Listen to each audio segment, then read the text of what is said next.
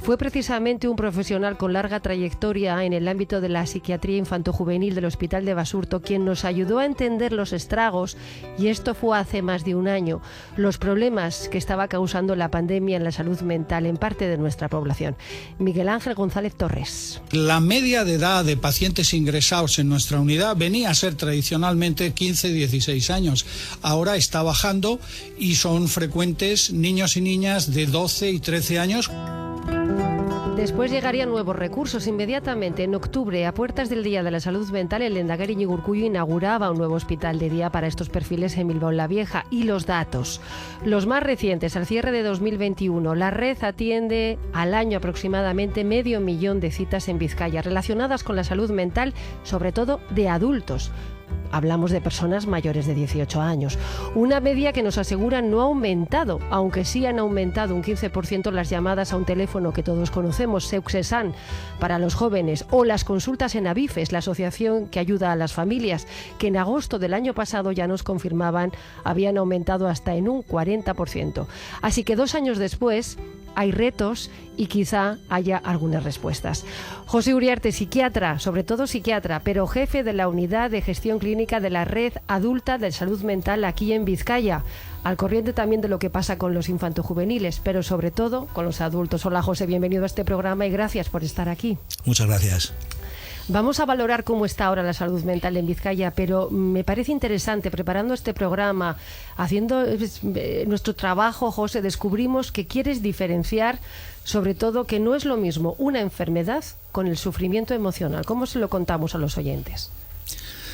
Pues no es fácil, después de todo este tiempo en que estamos sometidos a un bombardeo, ¿no? Aparece la salud mental por todos los lados y difícilmente se discrimina entre lo que es verdaderamente una enfermedad mental, sobre todo una enfermedad mental grave, y algo que es común a todas las personas, ¿no? Lo que tiene que ver con el sufrimiento emocional, pues por el que todos pasamos por las circunstancias de la vida. Hay un solapamiento, evidentemente. Hay veces en la vida que las cosas no superan y no superan del todo y acabamos necesitando ayuda profesional. Pero claro, cuando durante este tiempo hemos escuchado que el 70% de la población en los últimos meses ha sufrido ansiedad, tristeza o ha dormido mal, la preocupación no debería ser por ese 70%, sino por el otro 30% que deben vivir no sé en qué planeta, porque ¿quién no ha sufrido alguna cosa de esas en los últimos meses, ¿no? Si eso se equipara a salud mental, pues acabamos entrando en una situación en la que todo el mundo habla de salud mental y nadie habla de enfermedad mental. Es diferente. ¿Qué diferencia una persona que está triste por la situación que estamos viviendo, que todos nos podemos reconocer ahora mismo, o alguien que realmente tiene una enfermedad mental?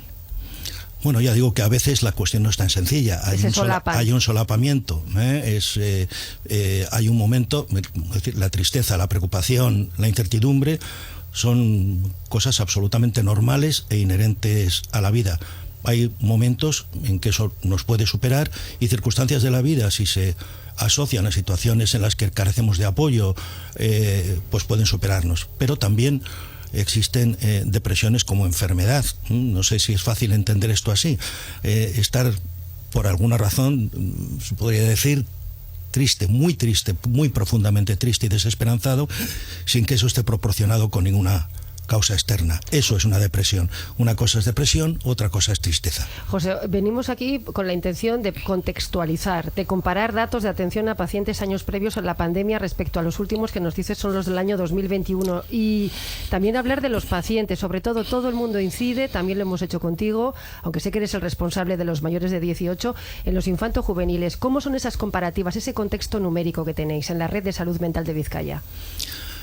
En cuanto a la población, en general, en toda la población, durante la pandemia, como todos hemos pasado, pues no ha sido todo uniforme, por diferentes fases, ¿no? Al inicio de la pandemia y en los momentos de mayores restricciones y de mayor desbarajuste en general, pues el mayor problema ha sido precisamente la accesibilidad a los servicios sanitarios, tanto a la propia atención primaria, especializada y a nosotros mismos, con lo cual ha habido un periodo en el que incluso el número de primeras consultas se redujo de una forma importante. Después las cosas se han ido normalizando y hoy en día los datos que tenemos de primeras consultas asistenciales en adultos pues son similares a 2019. también tampoco hay que olvidar que no hay un antes y un después de la pandemia, que antes también veíamos mucho y que ha habido un incremento en el número de personas que atendemos en los últimos años. En general. Antes de la pandemia. Antes de la pandemia. Y estamos en estas cifras que dábamos, 500.000 de citas anuales, 50.000 pacientes ahora mismo aproximadamente. El año pasado la Red de Salud Mental Vizcaya atendió alrededor de 50.000 pacientes adultos y 10.000 niños distintos en sus servicios ambulatorios. Dio más de 500.000 citas y recibió entre adultos y niños unos 20.000 pacientes nuevos. Claro, y 20.000 pacientes nuevos. ¿Qué le parece? A mí me sorprende, pero claro, no soy yo quien está en la red de salud mental. 20.000 pacientes nuevos. ¿Es lo habitual? Sí, no son datos muy diferentes a los del 2019. No sé si es bueno o malo, es lo que es. Yo creo que por una parte lo que demuestra es precisamente la accesibilidad de los servicios de salud mental y su normalización dentro del sistema sanitario. La idea de que la gente, lo de ir al psiquiatra o al psicólogo, a un centro de salud mental, no lo ve ya, pues no sé, como ir a un sitio súper extraño. Los datos dicen pues que la gente en general pues no tiene tantos reparos. Fíjese, tenemos 3 hospitales en Bermeo, Zamudio y Zaldívar. 24 centros de salud mental, usted me decía 25, pero bueno, más de 2 decenas. 4 centros de salud mental de niños y adolescentes, con ese hospital de día que hablábamos de adolescentes. 15 hospitales de día, 5 equipos de tratamiento asertivo comunitario, un equipo de TAC, un centro terapéutico educativo, un hospital de día de adicciones con cobertura territorial y un equipo asistencial en la cárcel de Basauri, que también hay que decirlo porque lo cubren ustedes. ¿Cuántos profesionales lo atienden y, sobre todo, si necesitan más profesionales?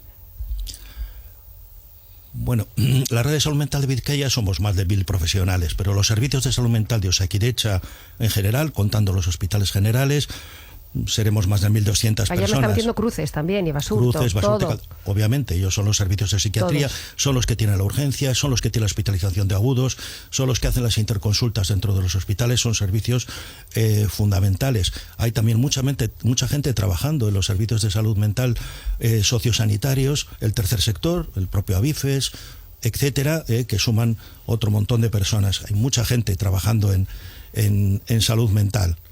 ¿Qué hacen falta más? Bueno, lo del más o el menos es relativo. Nadie diría, si le preguntan, ¿necesitas más recursos? Todo el mundo dice sí, para cualquier cosa, todo el mundo necesita más. Pero no solamente se trata de cuántos más, sino para qué. También hemos visto informaciones diciendo pues que tenemos un número de psiquiatras y de psicólogos muy inferior a otros países desarrollados. Sí, cierto, se lo iba a comentar. Y que lo que deberíamos tener es muchos más, y yo tengo mis dudas. Seguro porque que necesitamos más. Porque de todos estos miles de personas que usted nos ha citado, ¿cuántos psiquiatras y psicólogos? ¿200? O más, probablemente. ¿En Vizcaya? Sí, en Vizcaya solo, sí. En Vizcaya. Pero bueno, si la idea de la gente es que los servicios de salud mental son psiquiatras y psicólogos metidos en despachos y recibiendo gente, está muy equivocada. Los servicios de salud mental son equipos que trabajan psiquiatras, psicólogos, enfermeras, trabajadores sociales, personal administrativo, servicios generales, y no funcionan en el aire, figuran en dispositivos, figuran en estructuras, en hospitales de día, y con un tipo de organización. No son solo psiquiatras y psicólogos que reciben uno detrás de otro a la gente. Y cuando se habla de que haría falta más, hay que también tener un poquito de cuidado, porque reclamar cosas que igual no se pueden cumplir, porque uno de los mayores problemas que tenemos ahora, no solamente en salud mental, sino en toda la atención sanitaria, es precisamente la falta de profesionales.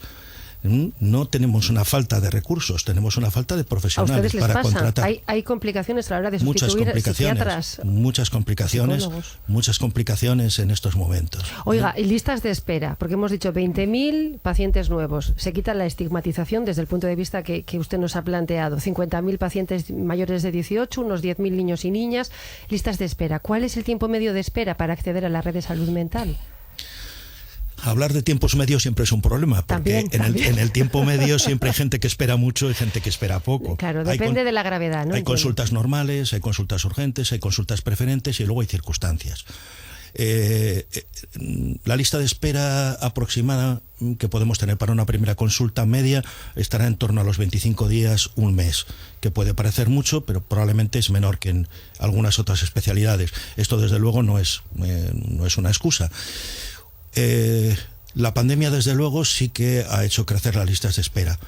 No tanto En niños sí, pero en adultos no tanto porque haya mucha más gente esperando, sino precisamente porque hemos tenido muchos profesionales de baja por aislamientos, no hay profesionales para contratar sustituciones y esto influye directamente en las agendas, obviamente. En niños sí, nos ha dicho. En niños sí hay lista de espera porque evidentemente es donde quiero también... Sé que usted ha mirado los datos de infanto-juvenil, estamos insistiendo en que usted lo que registra es el jefe de la Unidad de Gestión Clínica de la Red de Salud Mental de Vizcaya, de adultos. ¿Cuáles son esos perfiles, cuáles son las consultas más habituales de estos niños y jóvenes, por lo que le cuentan sus compañeros?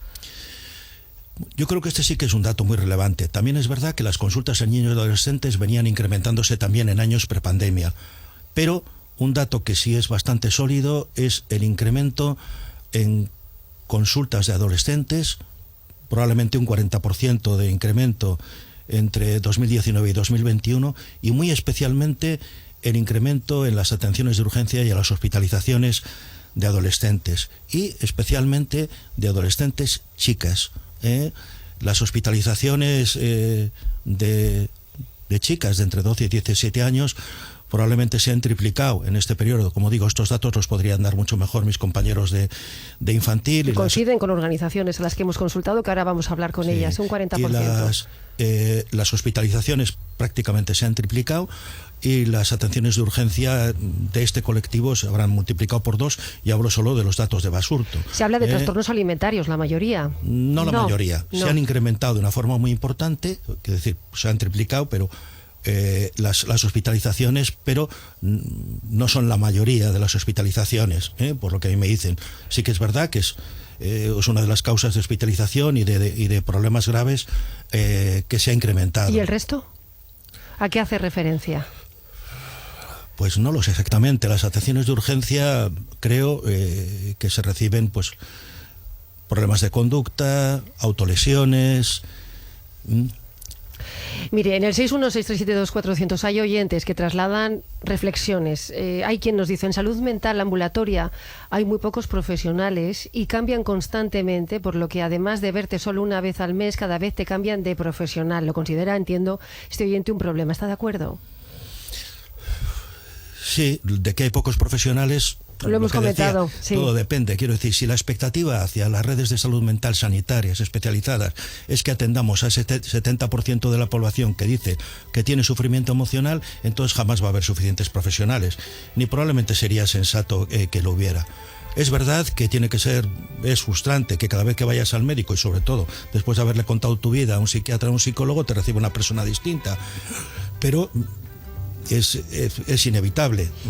José, en las 12:53 ya en este recorrido, yo sé que usted desconoce, desde hace 3 décadas, es decir, más de 35 años ya, aquí encontramos siempre a un colaborador que tiene testadas a las familias, al menos a las 1.600 que aquí tiene asociadas. Nos referimos a ABIFES, hemos querido que estén también con nosotros porque son la asociación más importante en el territorio y también están muy preocupados. Graciela Rodríguez lleva escuchándonos un buen rato y es la responsable precisamente del Servicio de Atención Psicológica y del programa de jóvenes de ABIFES. Hola Graciela, gracias por estar al otro lado. Muy buenos días, Azul. Muy encantada y muchas gracias y que contéis siempre con nosotras. Graciela, el dato. Puntualmente sí. Acudimos a vosotros y el año pasado había aumentado precisamente, fíjate, la cifra que nos deja hoy aquí este psiquiatra, este jefe de la Unidad de Gestión Clínica de la Red de Salud Mental, un 40%. A diario, ¿a cuántas personas nuevas estáis atendiendo o que recibís preguntas o consultas? ¿Cuál es ese dato? Pues mira, a diario tenemos unas 2 o 3 consultas diarias que principalmente hacen referencia a jóvenes o a sus familias que se acercan a nosotros pues por vía email, a través de la web o porque nos llaman directamente, ¿no? Preocupados por su situación. Y luego entran también en esas 2 o 3 llamadas diarias un perfil también que tiene que ver no con jóvenes pero sí con adultos que son personas con depresión. Con depresión. ¿Esto se ha incrementado respecto a 2019? Es por tener el contexto, la comparativa. Sí.